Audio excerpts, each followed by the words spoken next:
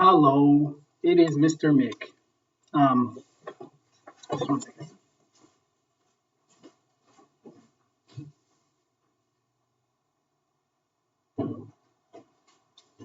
I might know that we're streaming. I apologize for the lighting. I also have this on because there's somebody mowing the lawn, and it kind of drives me a little bit crazy to hear people mowing the lawn. So I'm going to hopefully remember to talk to this. This is you, just so you know. I I know I haven't been streaming. I've been streaming with my students. I haven't been streaming as much here, partly because I put a bunch of stuff out and I'm waiting to see back. Actually, I have to see, is there, okay, the volume works. Okay. Because sometimes the microphone doesn't work. And um, I think it's because there's just glitches sometimes. This laptop, I close it and open the lid. Like my last laptop, I ended up getting a new laptop. So, because I'm doing all this streaming now, it just makes sense. My old laptop is like 7 years old, and it was a time before I was thinking of myself as doing streaming, but now, hey, it's the new age. So this Hangout drawing Hangout thing is really about taking some of your old sketches and doing something with them. I don't know if the sound gets annoying. I reserve the right to put those back on. I'm gonna put my little cover thing there. There we go. Okay. So I reserve that right. So what I want you to do, or what I'm going to be doing here, and what you can do as well, is I'm taking some sketches that I made years ago, literally years ago, probably going on at least 4 or 5 years ago, and I went to a play, and I had a big sketchbook. You can see this is only like a photograph of part of the sketchbook. And the cool thing about Sketchbook, which I think I've shown before, if you hit plus down here, also I'm using this program called Reflector 3 for other teachers that might be teaching. I own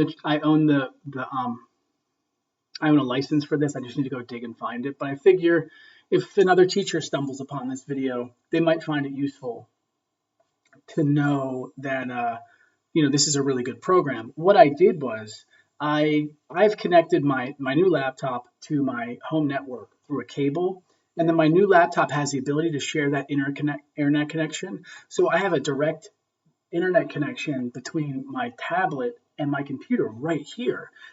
So before my tablet was connected to the router that's like downstairs, and then the computer was connected to that router too. So the information had to travel all the way down there and come back up again. Now it's right here. So when I do something, it happens just about instantaneous up there. There's almost no lag. So just excuse the watermark there, but also the people, Reflector 3, maybe I'll put a link in the description for that. I'm not a paid advertisement or anything. I might forward this video to them to say, hey, I was promoting your stuff, but I've come to use this program every day. And because I just find it so much easier sometimes to do stuff on my iPad, especially because I have the stylus. Now, those of you that might be working at home who don't have a stylus, they're just working with a regular pencil, not an Apple Pencil, or you're working on your phone. I have videos on my page here about how to make art using even a 3DS or using a PS Vita. You could probably even use a Wii U or something. The Switch, unfortunately, doesn't have any software yet to make art. I think that's a big missed opportunity for people who, if somebody was making an art program, because I think the Switch is touchscreen. It's not pressure sensitive like the old DS and DSi were. No, DS and DS Lite. They're not pressure sensitive, which I think is a really useful tool. But you might have a device, or pencil and paper works fine as well. But what I'm doing here is I'm taking some old sketches of mine, and I went to see a play, and I believe this play, there were a couple of plays. There were the adaptations of the Iliad and the Odyssey, I believe. I believe this was an adaptation of the Odyssey that I saw at Temple University in Philadelphia at their student theater program, and it was a really, really nice production. And for those of you who might not go to theater because it's expensive, I think college theater programs are still really great places. I saw a great production of Waiting for Lefty, which is a great play by Clifford Odets. It's a play that I read about 5 or 6 times, and I could never understand that play. But then I went and saw the production at Arcadia University years ago, probably like 2008. And that was a great production of that play. And it wasn't all of the scenes were great, I don't think. Just like any production, you're going to have some scenes where the people playing the roles are really good, and some scenes you're not the fan of certain actors or actresses for whatever reason.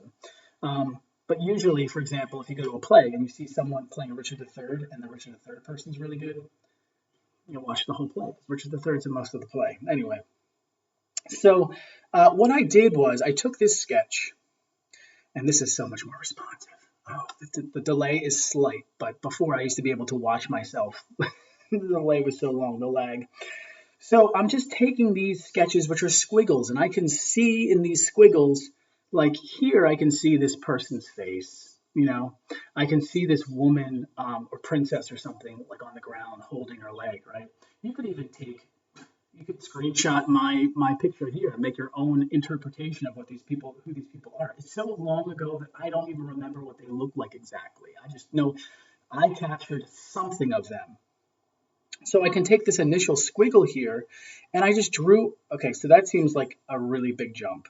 And it is kind of a big jump, but you're going to see my process. You're going to see my process now with a different one. But then I blocked that drawing in, and then I blocked in a shading layer.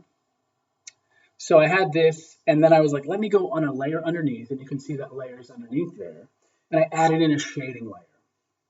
Now on top of that, I took the background color and just gave a wash of that color there. Just to kind of push that I unified the whole thing. There's no parts that are super light or super dark for the most part. It's all kind of unified. My professor used to say, if you've heard me say it before, it's called knocking it back. So I've knocked the whole thing back and unified the whole thing. And then I came in with this kind of final layer of detail where I've built on the thing that came before. I didn't forget about the thing that came before. But I've lightened the thing up so I can draw some new things. And in the end, to me, this is my version of who Doctor Strange would be.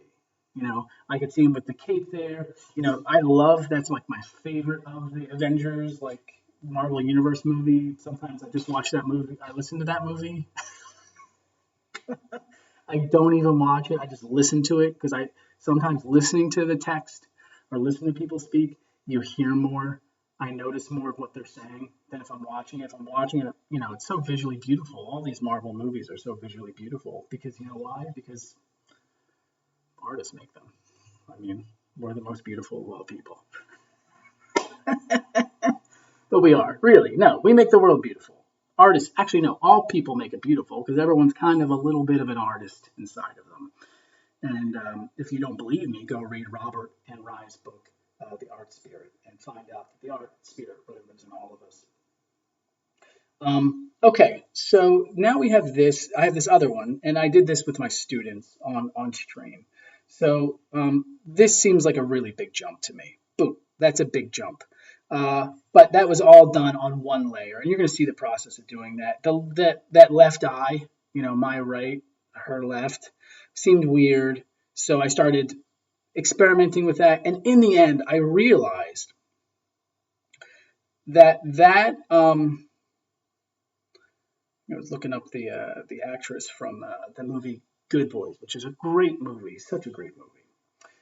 Okay, so if I do Middle Egypt art, you're going to see that in the Middle Kingdom of Egypt, we're just kind of like free flowing here. Like we've gone from a drawing lesson now to a little bit of a history.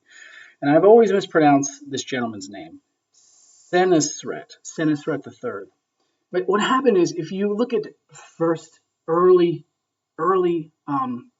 Egyptian art, the early Egyptian art was what we think of as not early. I'm talking about I guess First Kingdom or Old Kingdom, not First Kingdom.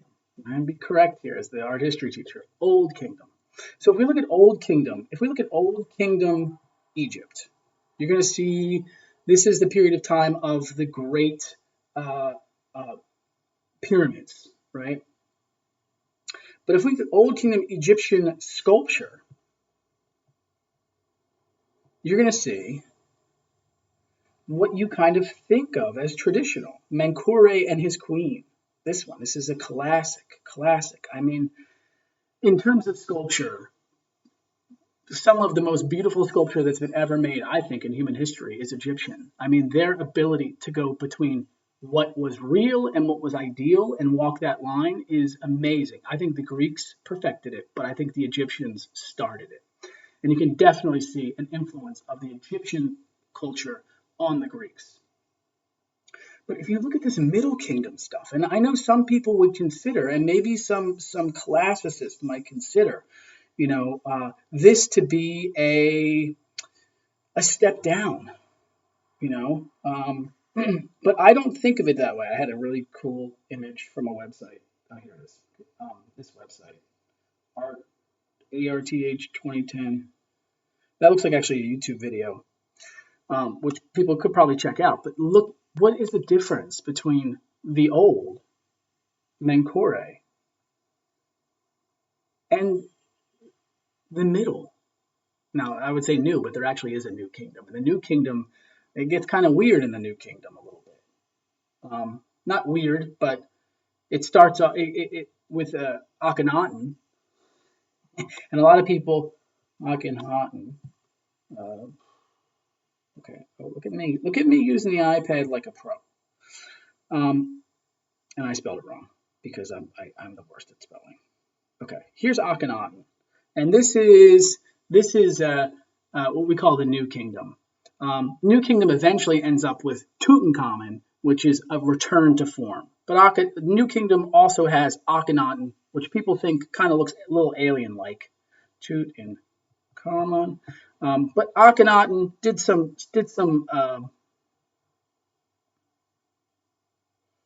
we don't need to see the actual mummy because that's kind of creepy. I don't like that. When my daughter was young, we used to go to the Academy of Natural Science in Philadelphia.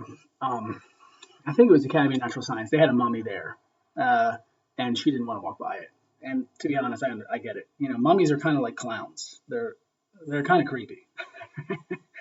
But you see, this is the father, Akhenaten. This is the son, Tutankhamun. Akhenaten changed the art style a little bit. He also tried to change the religion and things. There was one God, not many gods. It was the sun. I forget all the exact details of the beliefs, but you can see that Tutankhamun returns things back to basically kind of like the old kingdom. And I'm going to put these properly in order here.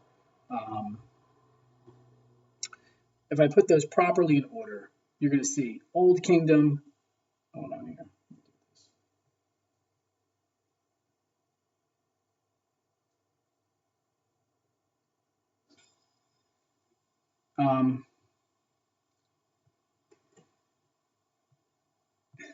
You can see I was looking up that movie. I would say get your parents' permission before you watch that movie. It's definitely one that you need your parents' permission, just like the kids in the movie would say. Get permission. But a great movie. So if we go Old Kingdom, Middle Kingdom, Akhenaten, which is New Kingdom, but it's its own little asterisk because he changed things up, and Tutankhamun. So you see, these are big spans of history. We're looking at thousands of years here. But we see changes. But what happened in the Middle Kingdom, which this kind of reminded me of, my drawing sort of reminded me of. And the thing, it's okay, iPad. It's okay, Apple. Don't make me buy a new iPad just because it crashed. To me, there's a similarity in there in the style, because the difference is there's kind of an emotion, and I don't want to say there's not an emotion. You can't really say, okay, now everything, this does happen with my iPad. The touch stops working. Look, the touch stopped working. Now, let me see if it stopped working. Oh. No, okay, now I should be able to go back. Yeah, it's okay, here we go. Okay. I even just forget what I was going to say because that happened, but it's been happening. I have to reboot the iPad to make it work. It's okay.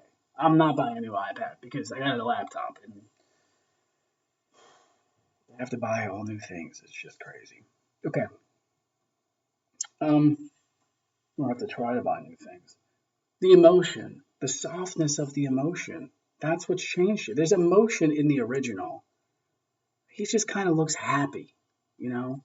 They got that archaic smile almost that we see in the early Greek sculpture with the archaic smile, that slight smile. And you can even look at archaic Greek sculpture.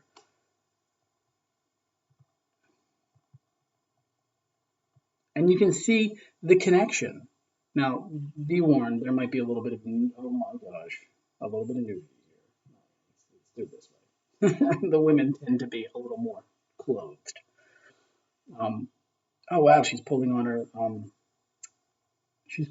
her dress like that. I've never seen that one. That's not one of the ones that's in the APR curriculum. These other ones, these male ones here, but you can see this kind of rigidity and stiffness in the pose. And then we get, you go into Middle Kingdom, and all of a sudden, we're not looking at the pose of the person, but we're just kind of isolating the face versus face, comparing one to the other. I'm not saying one is better than the other. Both, to me, are master sculptures. Human beings 4,000, 6,000 years ago were making, we're looking back into the BC time. But people are making amazing sculptures. And the Greeks, or the Egyptians, then influenced the Greeks, who in turn influenced the Romans. The beginning of Western civilization is really rooted in Northern Africa and Egypt. Actually, the beginning of human civilization is rooted in Egypt into Mesopotamia. So we all come from Iraq. We all come from Africa. So let's settle that whole debate right now. I think science has settled that a long time ago. And we all owe a debt of great gratitude to Mesopotamia, and we owe a debt of great gratitude to Egypt, and in some ways to Egypt, to Greece, and to Rome. The ideas we owe a great deal of debt, I believe, even to the cave painters from back in the day, because they spread out through the world. And we can see evidence in their artwork that they were more like us, and some of them could draw and paint better than we could. So we might not know their story. They might not have had written language, but were they brilliant? Yeah, they were inventing whole art styles and ideas. So yeah, I would think that they're pretty brilliant. So yeah, we can't get on our high horse here, us modern people, and forget where we come from. And for me, for some reason, I don't know if it's because what's going on in the world right now, or I'm just, teaching art history and spent more time in the beginnings of things than I am towards the end. So it's the old stuff that I know the best. And but it's also some of this old stuff. I think it gets short shrift in our society, because we tend to think of the new thing as the important thing. But here's human beings going through experiences like we go through experiences, and they're recording those experiences. I can't talk here for too long because I do have my juniors, and they're working on their self-portraits, which I'm really interested in seeing. So let's now that we've had a little bit of a history lesson to start things off, let's take one of these sketches or these initial sketches that I have and turn it into something. Now, to me, there's something going on here with this, with the head here and the ear. There's something going on, like almost like they have a baseball cap on, but I know this is a play, so there can't be a baseball cap.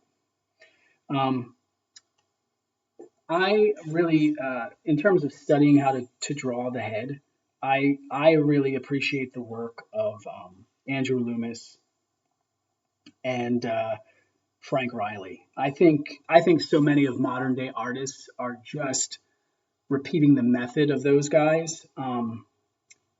Not that there's anything wrong with that. I just think, if you're going to repeat the method of Loomis or Riley, then you have to let people know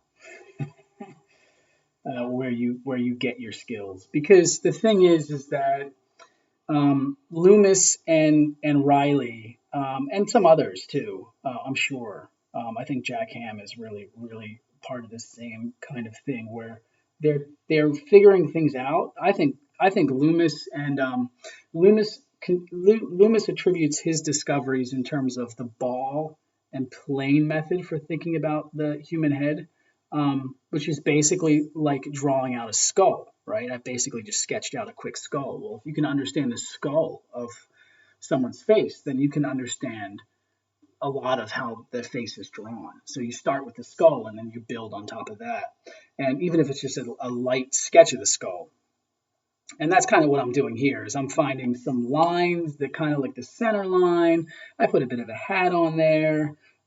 There's something here about this too. I've realized I need to move the neck back because there's something about what's going on here where the neck isn't the person. It's like you're seeing more of their back coming through to the other side here. They got some sort of a robe or something on there, right? So it's kind of like these initial drawings I have are kind of like gesture drawings. That's all the information I have from that time. So I have to sort of imagine, there's something going on here, and maybe this is some sort of their hand is resting in some way, and there's some sort of a kind of like in the previous sketch, there's something going on with the person being down. Maybe the director had some idea about that. Where in certain instances the people were down on the ground and they were like looking up at the god. I don't know. This is based on the Odyssey, right? So now it's kind of looking very Skeletor-like. I basically have some sort of skeleton person. I do not think that was their costume or their role. I forget exactly.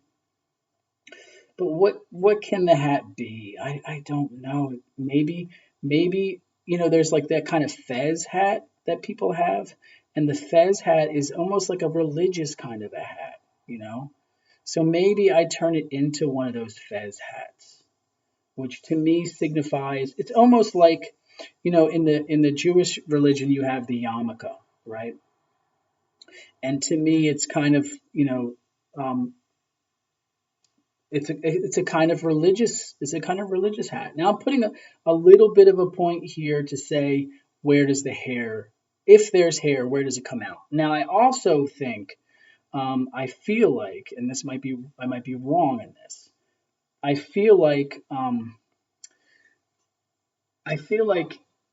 if you're going to wear that kind of a hat, that's more of something that the men in that religion wear. I might be wrong. But it seems to me, it feels, and I feel like that hat, I've seen, it's to signify that you're part of, some group, right? I feel like there's also groups like in the United States that use that hat to signify their kind of service. I'm giving him a little bit of a schnauzer here. And to me, that's just a beautiful thing. And the mouth, I have to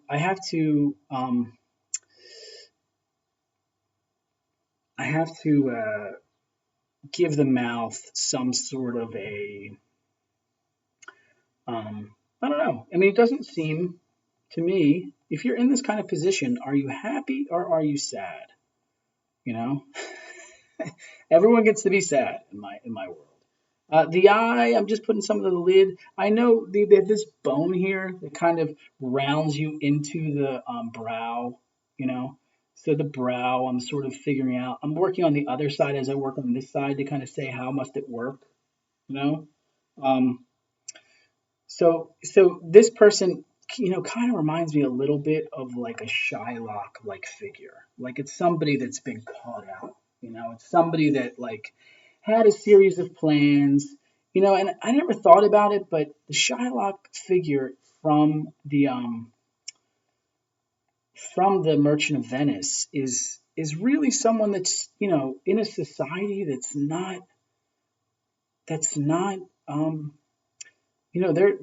they're basically going to war because they're at war, but they can't do it directly. It's using their wits, outwitting the other people.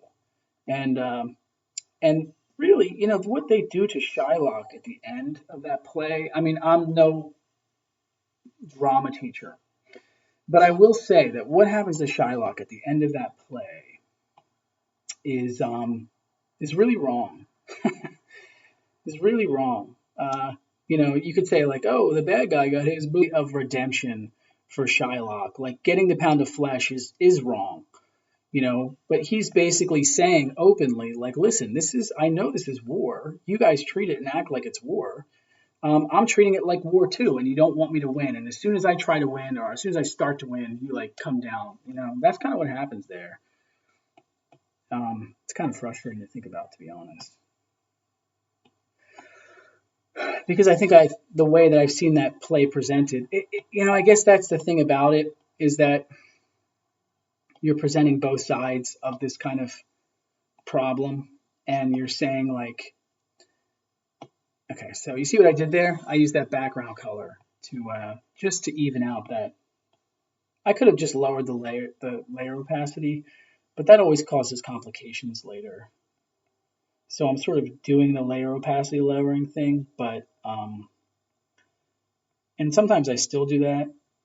I don't like the way that nose is, because if this is angled that way, then that's got to angle. I probably wouldn't be seeing that other nostril, but I want to kind of cheat it in there, because us being able to see the other side is important. And it might be the case that I eventually change it.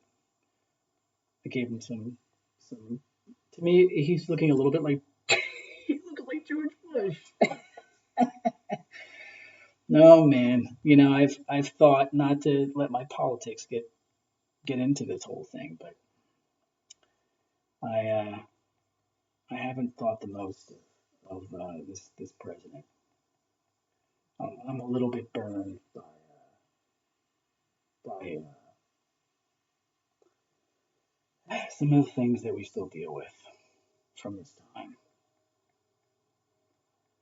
That's just me. And some people might argue, and history might argue, there's another reason for that stuff. It seems to me that some people get to make the decisions, and when you make decisions based on your own self-interest, then, and I'm just finding the cylinder. So if you're wondering about, how are you doing? What are you doing? If you go back and watch my earlier videos, I talk about the elements of perspective. But anyway, I don't want to get too political here, but it bugs me a little bit that like the whole housing crisis thing too. Some people, in my opinion, some people gambled with our economy, and they lost. And when you gamble, you lose, and that's fair. The problem is that if you gamble and you lose, and then you make the people pay for that, that's my problem, And I understand, like, what do you want to do? Let the economy just die? Me. I know. It's tough. It's tough. Because I'm gonna give him a little hair like coming out over here, partly because that's what happens to my hair now. So there's just a little detail like that. So his hair is not so well kept as it once was. And the thing is, maybe I'm projecting a bit here. I'm still angry. So what am I doing here? But in art, I make this person pay. And hey, guess what? I'm gonna spin this around, and I'm getting super political here. I know, it's like a risky thing. It's like Some people would never get on a YouTube thing like this and say what I'm saying. But you just have to know that it's better to tell the truth and suffer the consequences than to cover your own butt and live in fear. And we don't tell the truth enough as a society. Not that I'm some sort of a savior. Not that I'm someone that can, tell you what the truth is. But cut back on that. And what I'm doing now is I flipped it around, so I'm seeing it from a different angle. And then I'm also just working in some surface lines that tell me how the form works. And I'm also getting rid of. I'm also, I'm using the basically a lighter color to pull out some lights, and I'm kind of just using the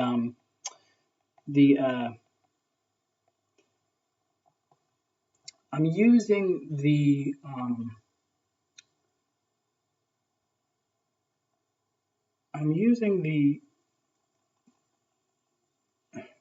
my mind is wandering just a little. I'm just a little tired. I didn't sleep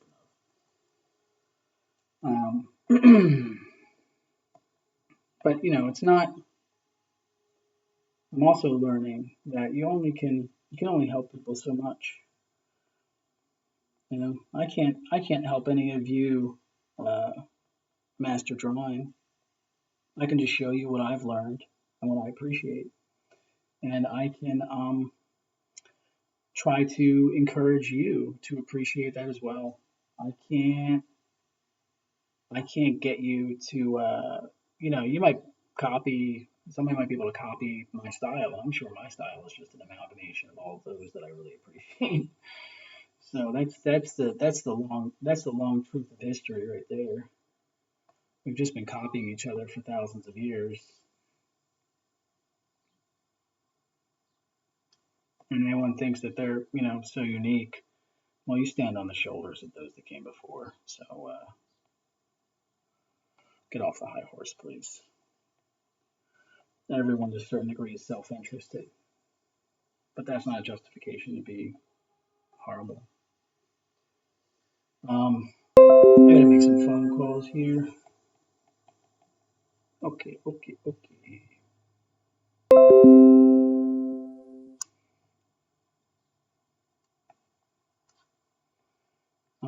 So I'm just doing the drawing part. I kind of feel like I want to find that other ear in it. It definitely looks like George Bush to me. I don't think George Bush was in office. This was with my friends from years after, but I'm still mad.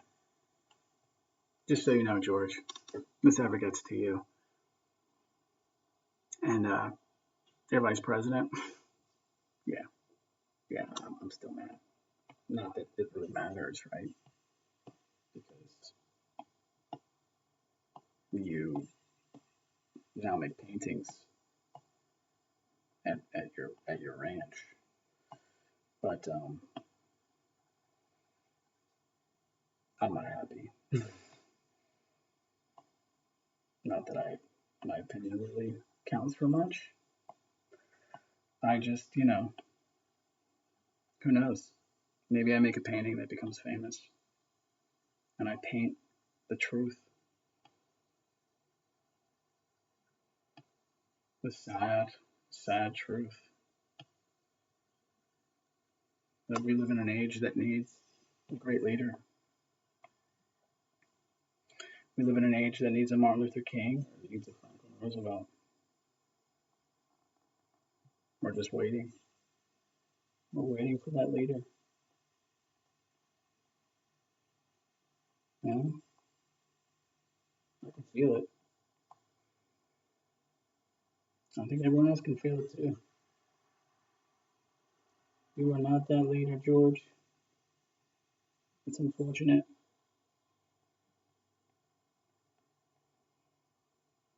But I kind of feel like deep down You get the feeling like he's not a bad guy, you know? Like, I think that's why, like, Ellen will hang out with him. Ellen's catching all kinds of flack now, isn't she? Poor girl. I know, I say poor, and everyone's like, she's privileged. Yeah. Privileged to be really different. Life has not been easy for her, I'm sure. But, um, yeah, this is definitely looking like George. Hey, Ellen, help me meet George. The thing is, the conversation needs to happen, you know? I talk to people that I know that are on both sides of the aisle. The important thing is that we need to keep talking. I've been listening to a lot of the Division Bell by Pink Floyd, and it's a brilliant, brilliant piece of work. And they talk in there about this this this human history. You know, we started to talk. That was the beginning of everything. We started to talk. That's not it. We started to communicate. Back in the day of the cave paintings, we started to communicate. Now it's starting to look like what's his name? The guy that went to Washington. And I'm zoomed in on the face here. You know, I'm definitely like, you know, his body is getting a short shrift. Uh, at one time, bless you. One time I was part of a political organization where I was into politics, all of that, and they hated George Bush.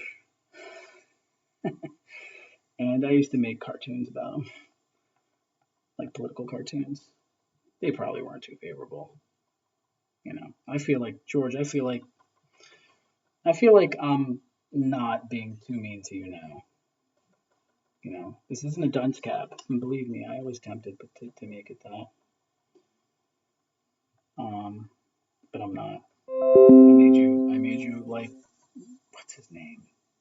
I want to say his name's like something Stewart. Yeah, yeah, it's Stewart. Okay. So here's our people, you know, and this was just a page of sketches, a page of ideas that I'd made years ago that I came back to. That during the quarantine I started searching through the old things that I used to make. Oh man, has that been here the whole time? Oh no, let's see. Let's see.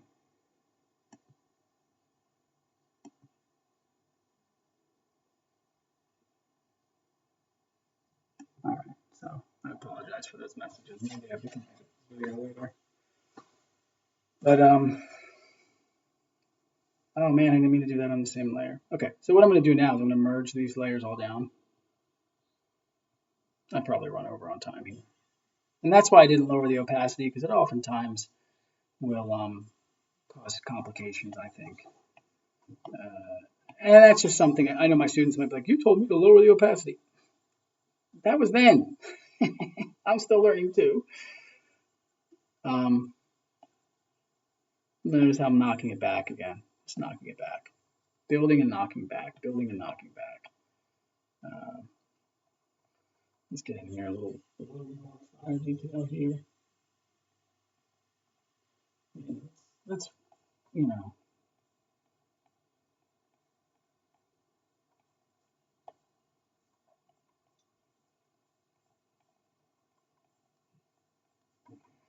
I probably would uh,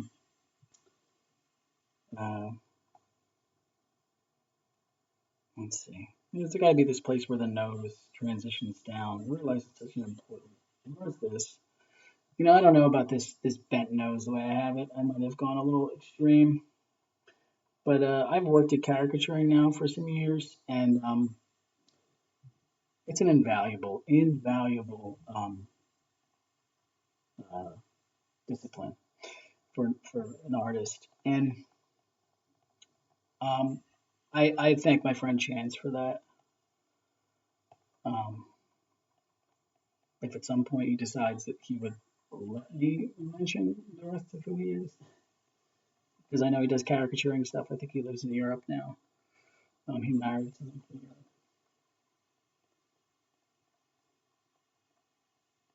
So I'm just building here little by little. The world needs someone, man. I don't think it works that way. I think it happens nationally, country by country. And we're looking for our, I don't want to say savior because it's not a savior. It's just the best person amongst us, you know? It's not outside of us, it's from within. Because we all are part of the same thing in some ways. People can say, no, we're not. Yeah, you are. You're more like your Republican friends, or you're more like your Republican enemies than you are like um, a Russian or someone from China or someone from who do we think is great? I don't know. France. Who the heck knows? Russia and China are divisive places, but you're more like your Republican enemy than you are like someone from another place in the world. And I'm not saying that to mean that you know.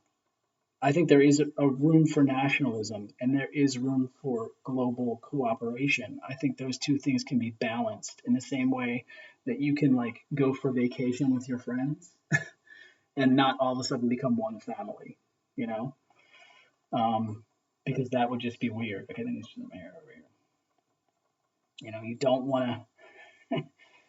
I'm not saying we become one worldwide cult. No, I'm not saying that. I'm saying that there is a place for nationalism and there is a place for um, individualism. Or I'm just wandering off. I haven't had enough sleep.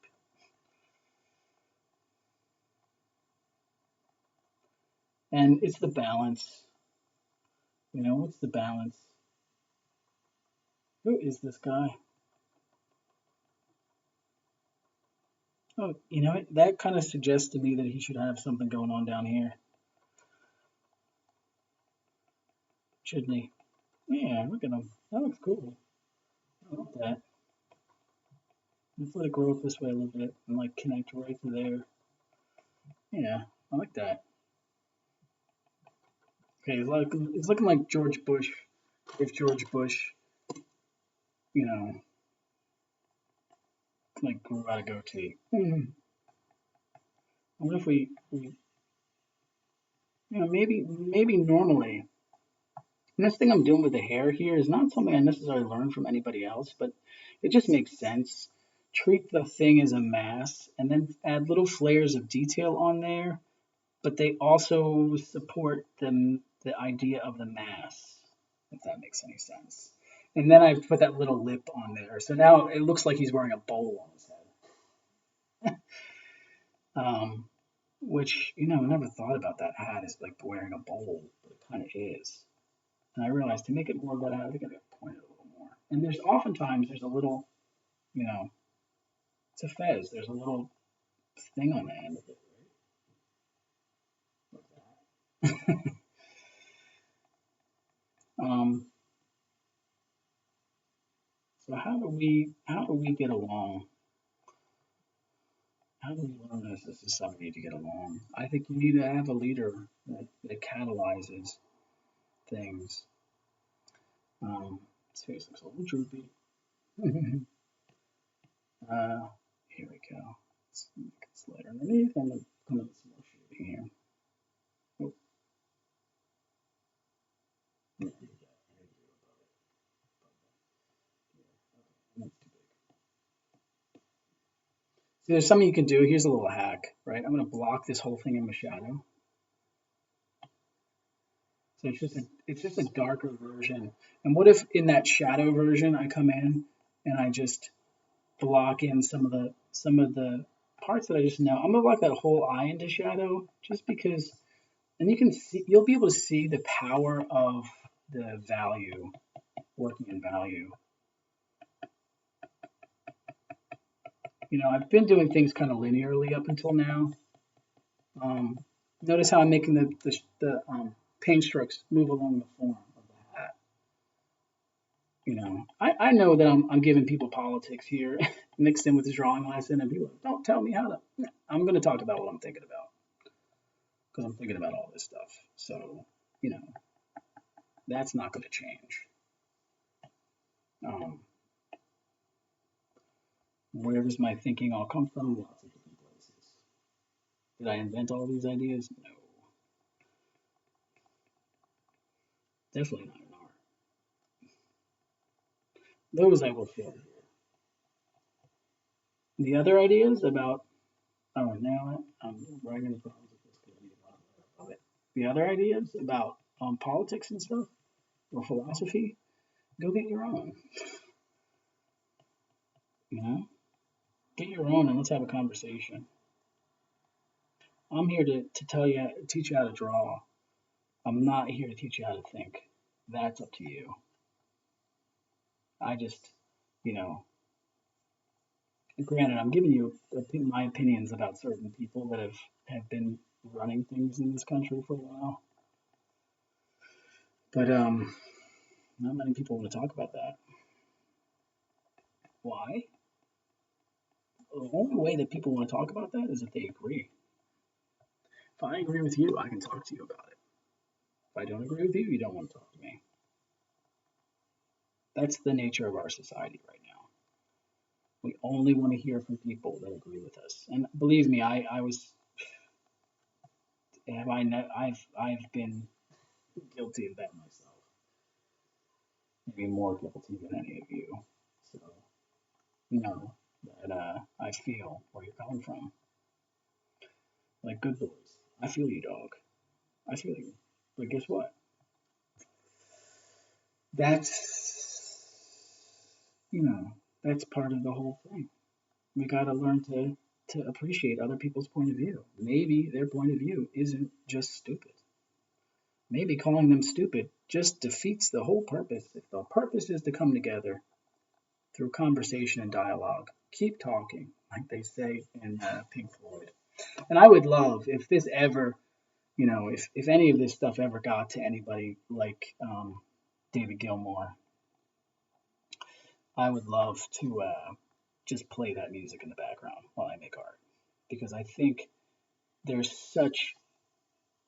I think all of Pink Floyd, to be honest, when I was a kid, I thought it was about drugs, Pink Floyd. It's not. It's about the discovery of who you are and what you're witnessing with Pink Floyd, with somebody like, I think it's Waters is the guy's name. You're witnessing him go through the process of understanding the various influences that made him who he is. So the Wall is somebody coming to terms with all the things in their life that made them who they are. And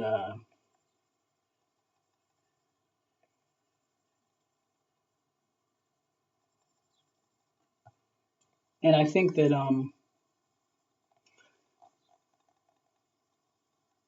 we all have to come to terms with that at some point in our own unique ways. You have to take what you can and leave what you can, but appreciate all of it. Not in the sense that you're like, even the stuff that was hard was a teacher. The hard stuff is the stuff that teaches the most. So if you got through whatever hard stuff you got through, I mean, this is a real cognitive behavioral thing, but I love cognitive behavioral stuff. If you got through whatever you got through it because you were strong enough. You're way stronger than you think you are. And we need leaders that say that. They get up in front of everyone and just say, listen, I'm scared too.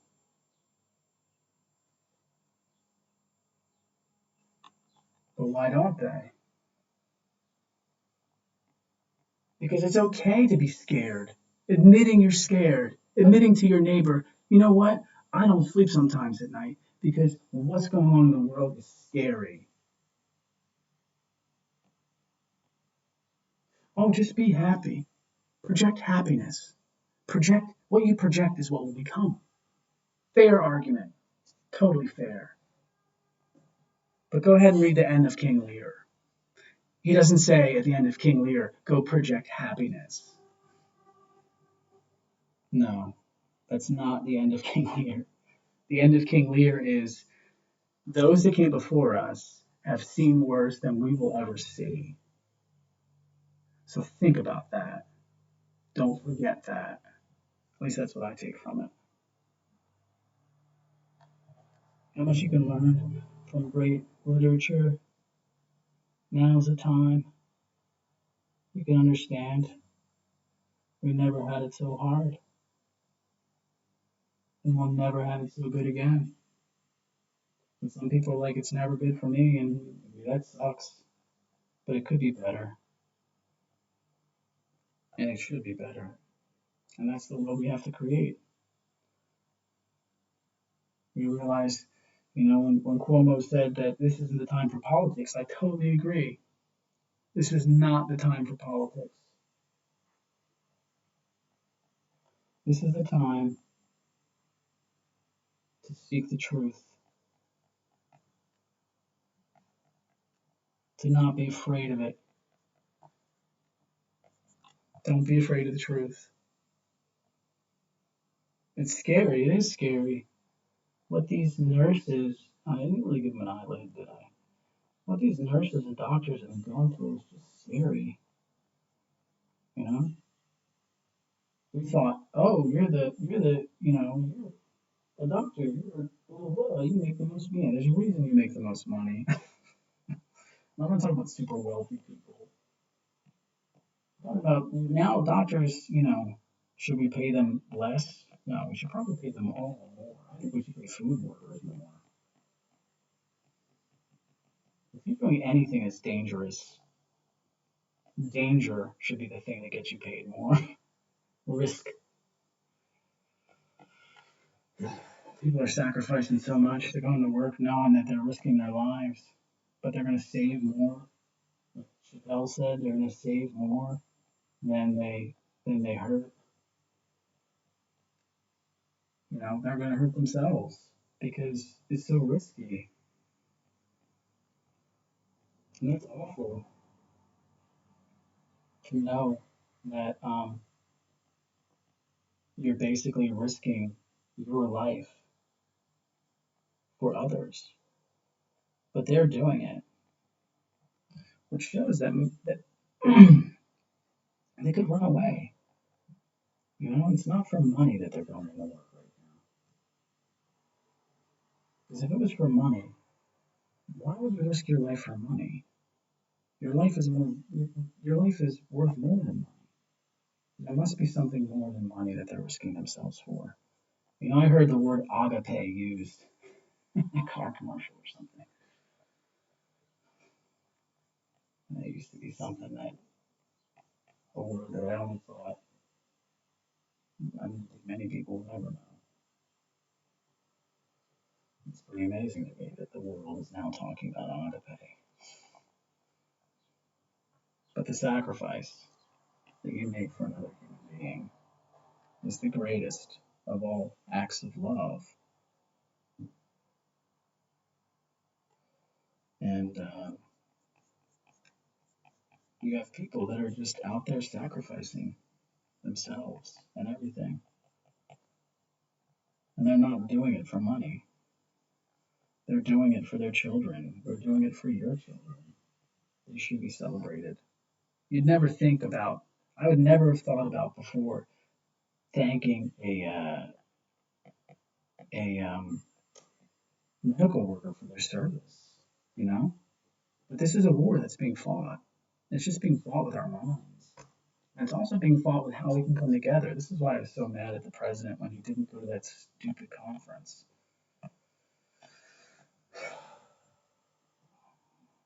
Because what if we have a global solution to this pandemic? Coming out of this, we should all work together. And I was thinking that I know I'm just like really off topic here, but I was thinking that the whole purpose of this whole VR movement, which I love. I love VR. See what I'm doing here? Each time I'm going through, I'm making it more detailed. So now it doesn't really look like George Bush at all. It's looking like some other dude. The whole purpose of, I think, the VR thing, uh, it lets us travel. Where I once heard a comment on the internet because I mean his eye looked really weird. Um, there's a little bit of an overlap. It's like this becomes this, and then we come out here. I'm finding surface lines. Any of these the terminology and things I'm talking about seems weird. If you go and you look at okay, he's almost becoming like the other guy. It's like that guy, like things have just started to go down for him. Let me find put a point on this. As I like things, I sort of draw them darker. Um,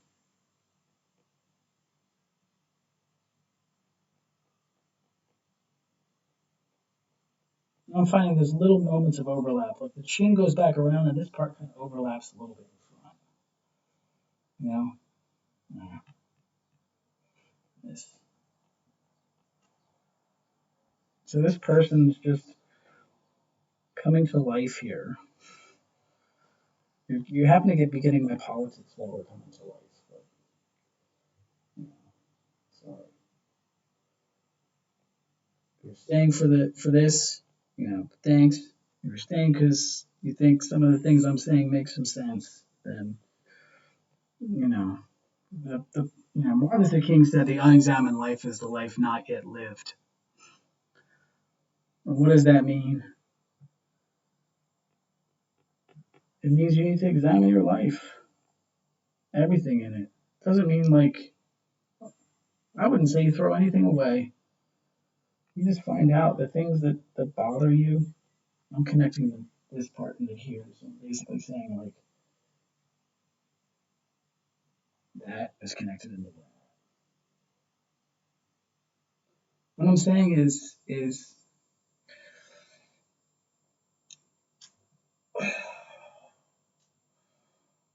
what are you saying? I'm saying that we have to take the time now when people are dying around us and people are hurting, you know, and we're hurting too. It's like let's just take some time, understand our lives,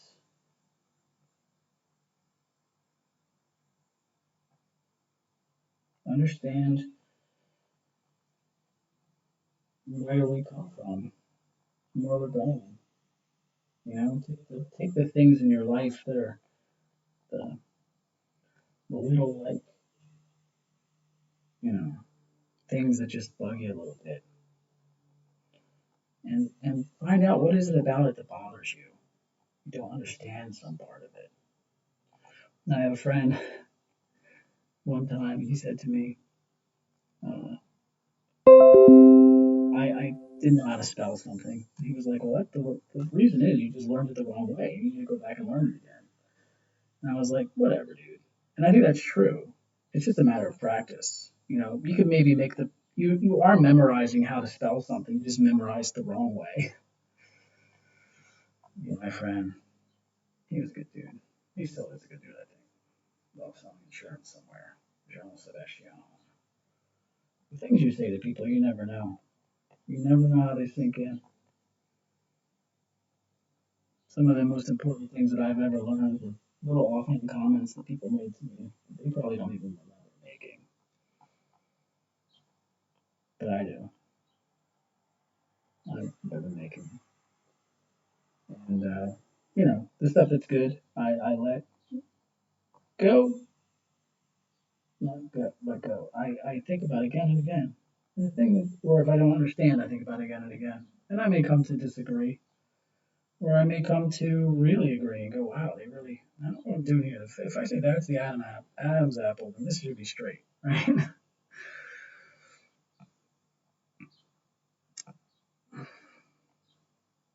Okay, that's a little too late.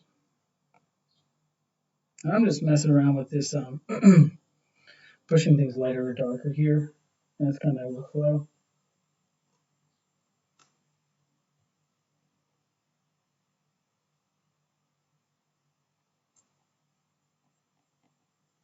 Yeah, I've been spending a long time on this drawing. He's got no pupils. Okay, let's give him.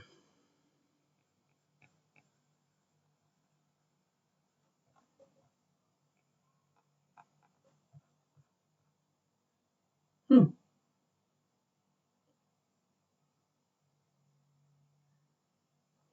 So this is just an experiment of like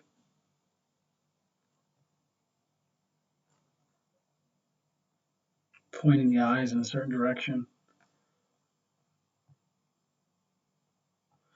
Huh. Interesting. I'm just experimenting here a little bit. It looks really sad.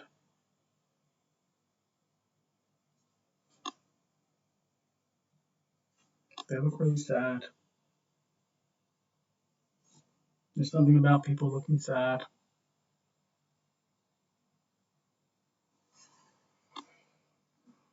I'd much rather look at the sad person than look at the proud, whatever person.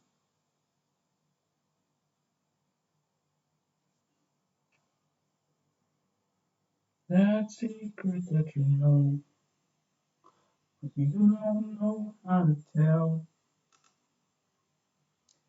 It messes with your honor, and it teases your head. But you know it's good.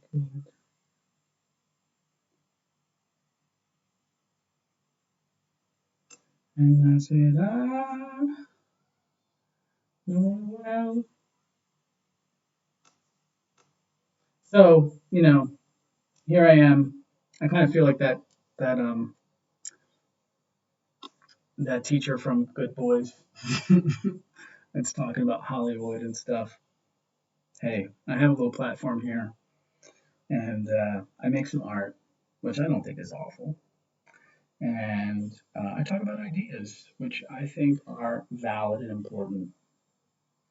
And some people would disagree,